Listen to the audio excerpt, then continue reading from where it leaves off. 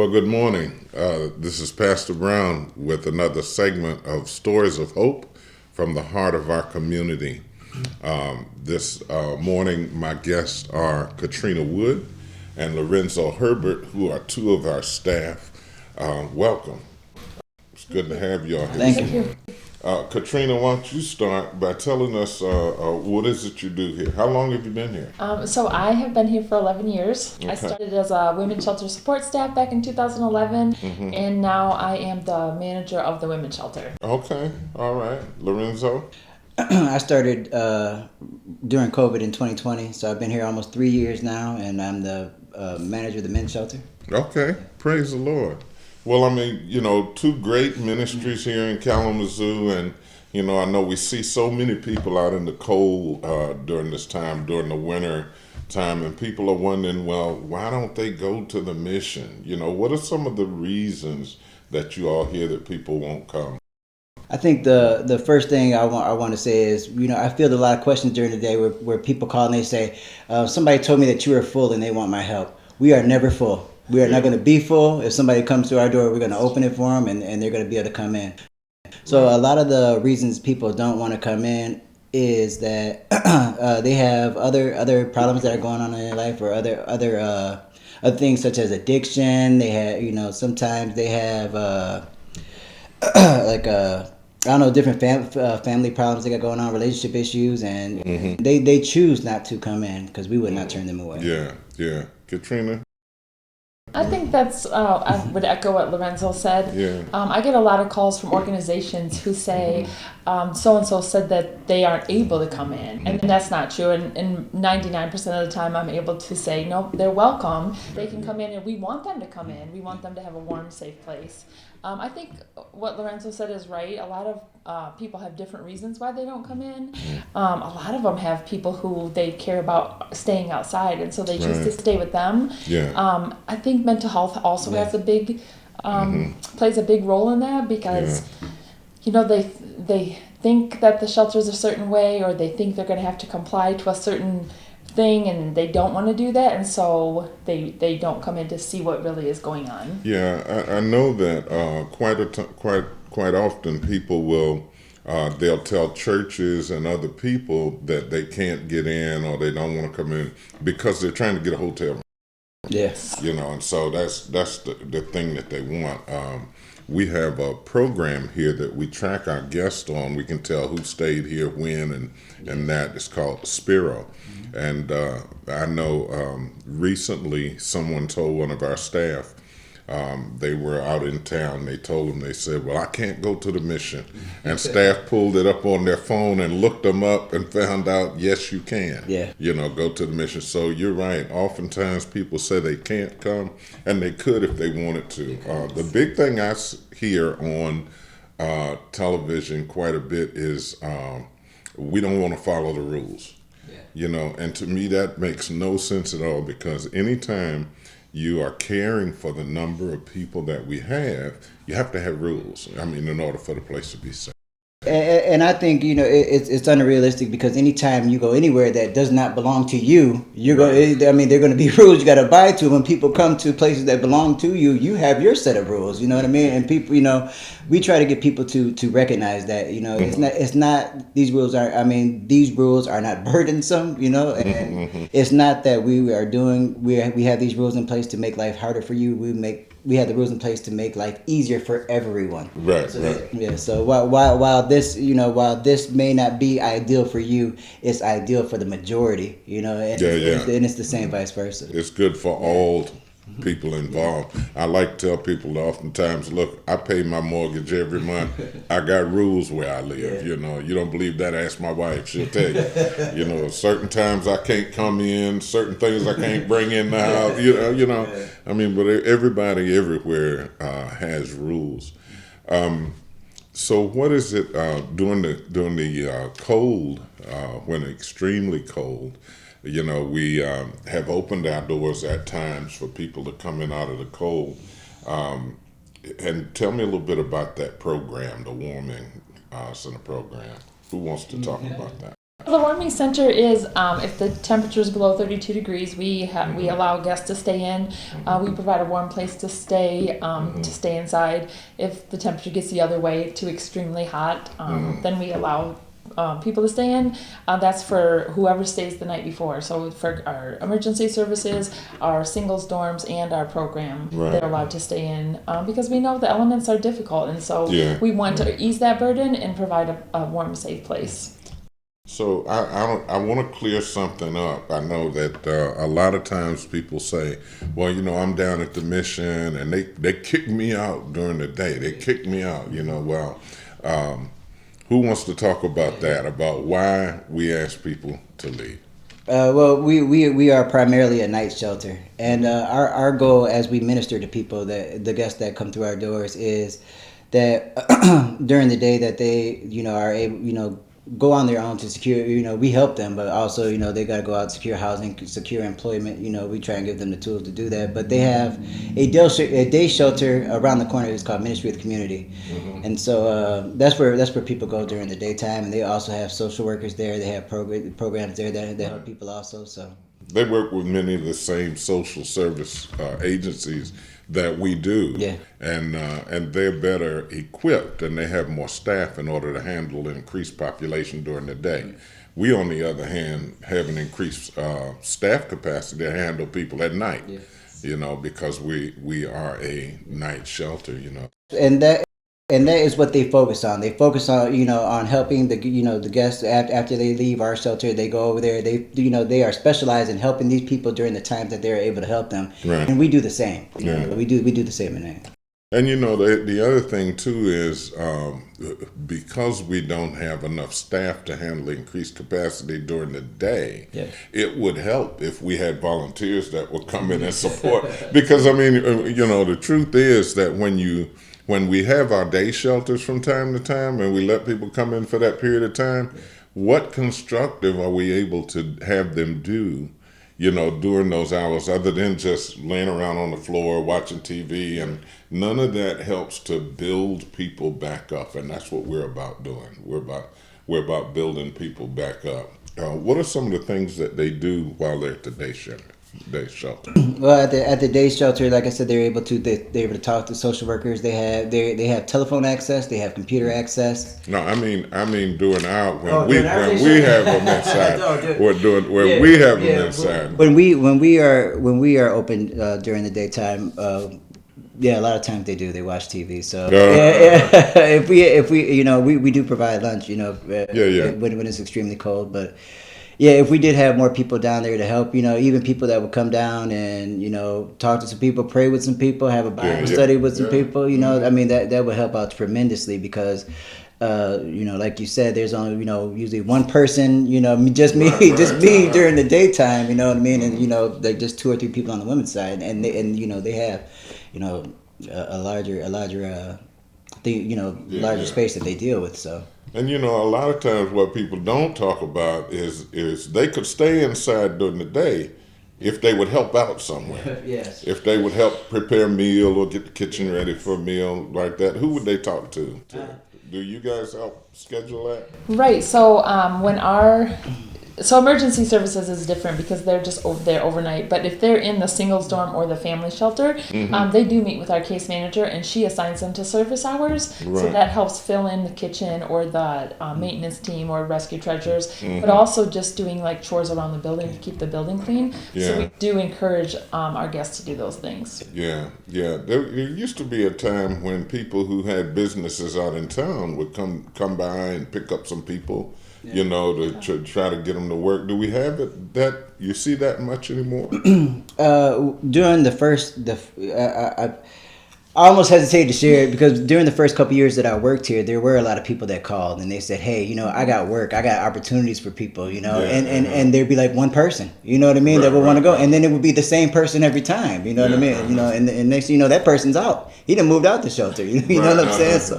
So frequently the people who want to work are the people who are taking advantage of the opportunities, and as a result of not being able to fill those opportunities, a lot of them have dried up. Yeah. Yeah, you know, you don't. You can look at the panhandlers around town. You don't see the signs anymore that say "We'll work for food" or "I need a job. Can you give me a job?" You don't see that, you know. And then we know from some of the studies that have been done that a lot of the panhandlers are not homeless. You know, they have their own homes and things like that. What can some of the churches do to support our shelters? To support, just come down here, come down and volunteer, come down and sing songs, come down and have Bible studies, come down and just work side by side with us, minister during the shift, come down help in the kitchen. Just be involved because a lot of the guests have had bad experiences with people who in religion.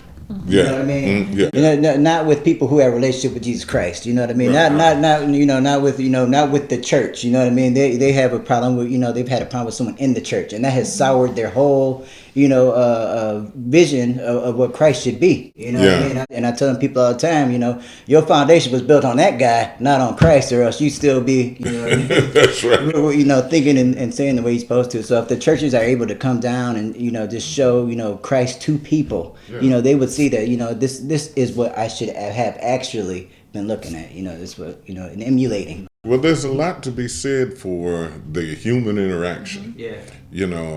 I know we know that people who spend a lot of time in prison, they get acclimated to that way of life. And people who've been homeless for a long time, they've been acclimated to that way of life. And in order, if they're going to change their thinking, then they have to have people that think differently to come down and fellowship with, play games with, just talk to.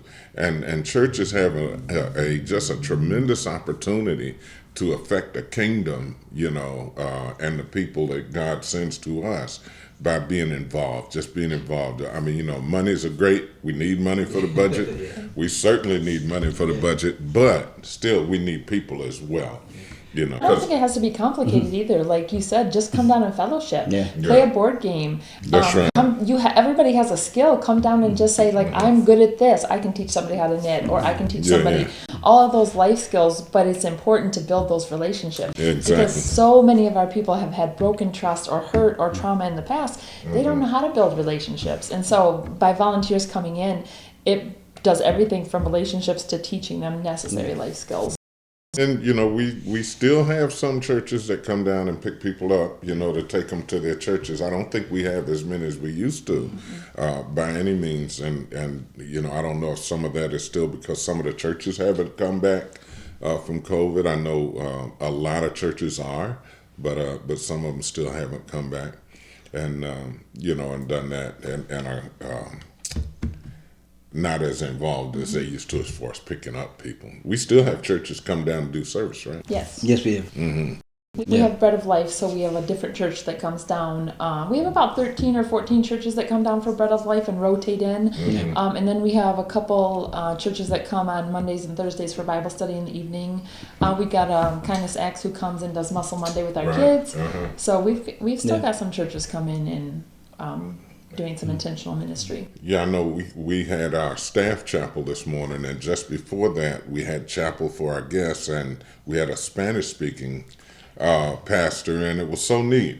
Spanish-speaking pastor, he had an interpreter with him and everything like that, and it was really a great experience, I think, for our guests, because from time to time we do have Spanish-speaking guests, and it make them feel more at home, make them feel like they're helping or makes them feel like they're more at home. But when they see somebody that looks like them preaching, like that.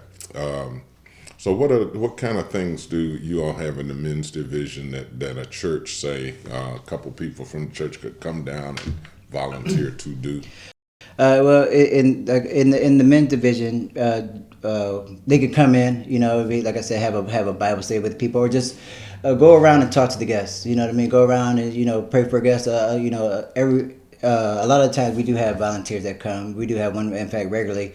He'll go around, he'll speak to a couple days. Hey, is there anything I can pray for you about? And then next thing you know, he's with this guest for the rest of the evening. You know what I mean? And you know, it reminds me of the woman at the well. You know what I mean? Right. You get that one, you know, go off and tell everybody else, all the people that you didn't get to. That's good. You know what I mean? And I guess, you know, that's what I want a lot of people to see. You know, even if you got a chance to come down and talk to one person, you never know if that one person is going to reach, you know, 30 other people.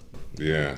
My guests today are Katrina Wood, who runs our women's shelter here at Kalamazoo Gospel Ministries, and Lorenzo Herbert, who runs our men's shelter at Kalamazoo Gospel Ministries. And so we're just talking today about some of the ways that you might be able to get involved if you want to come down and be a part of what goes on here and helping people. I know a lot of times I hear people who, they know people who are down here, but they won't show up to help. I don't understand that.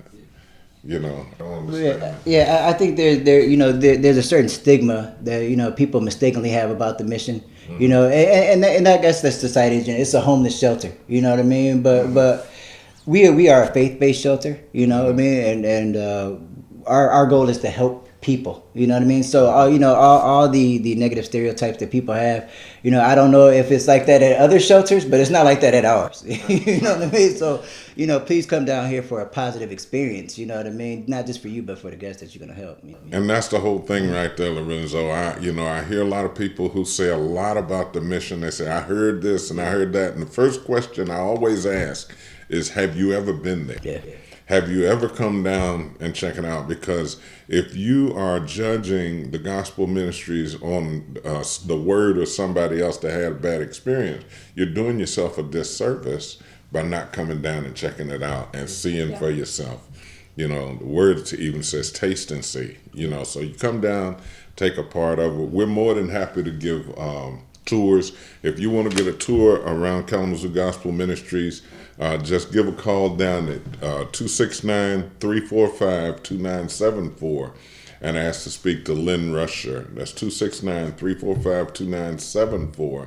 And you want to talk to Lynn Rusher, and Lynn will get you scheduled for a tour. If you have any questions or you want to know anything else about Kalamazoo Gospel Ministries, you can check out our website at kzoogospel.org. That's kzoogospel.org. And we're always looking to increase your involvement here and increase your knowledge about what this ministry actually does and everything. Now, we do have opportunities for people that are staying with us to volunteer at different places. Yeah. And I know that even over at Kalamazoo Deacons Conference, we have people that they have an opportunity. Who does the laundry in the shelters?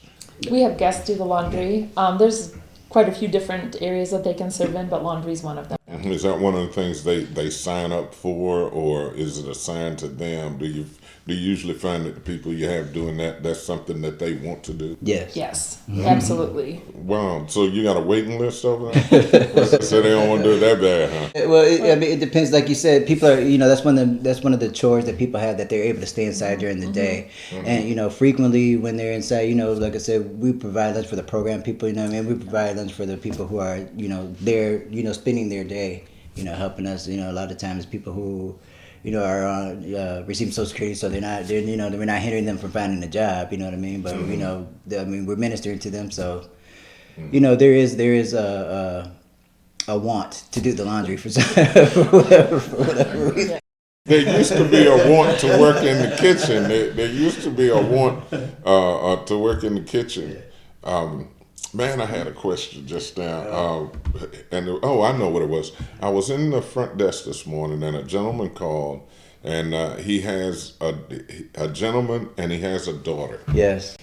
Do we have a place for him? We do. The men's side, we have a family shelter now. It is upstairs, and we don't have the amount of rooms that the women have, but we have, praise God, we have not been full yet. You know what I mean? So we haven't had to double up anyone yet. So, I mean, thanks for the community helping out, you know what I mean? But, thanks for KGM, we've been able to provide for, men with children, you know what I mean? And we would, if we had to double up on space, we would, but, throughout the winter, every man and their children have been able to have their own room. And right now we have 4 guys and 4 children. Okay. 4 guys and 5 children.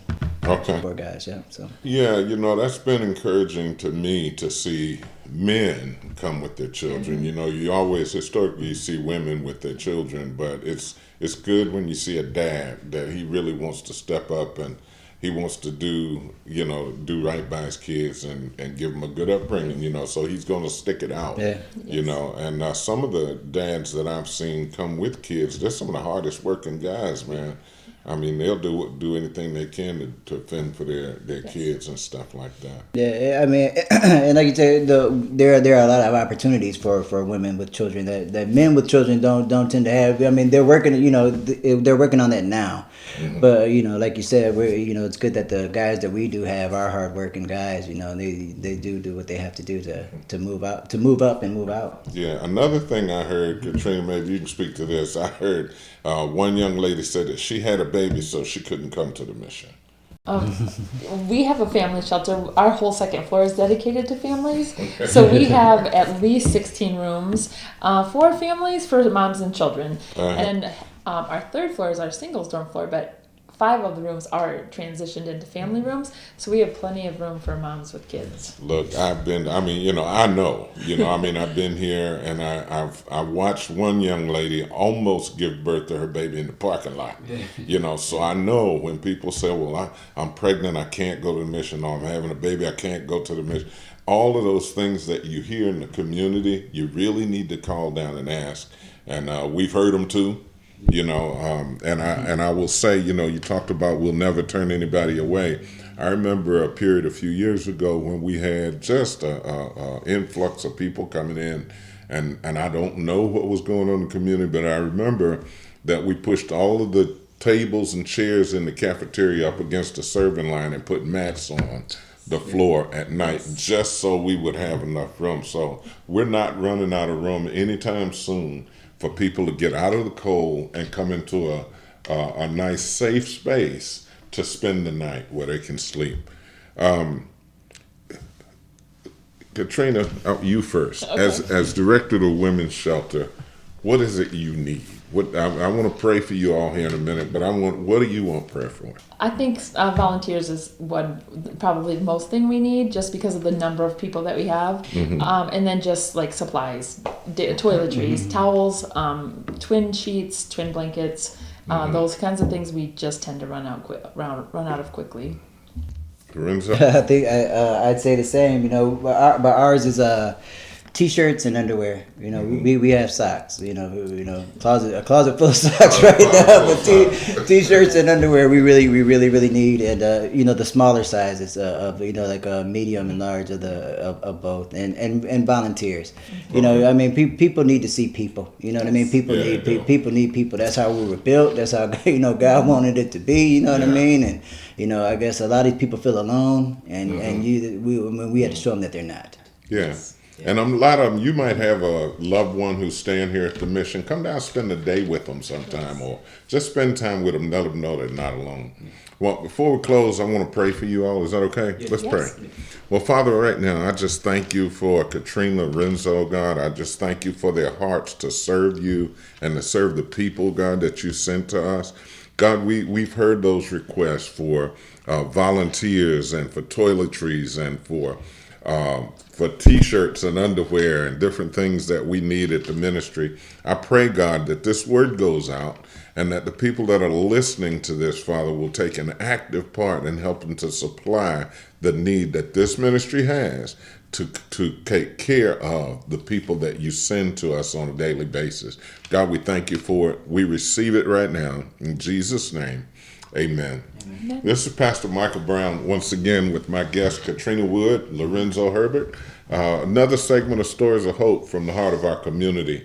Thank you for joining us, and we look forward to seeing you here next week, same time. God bless.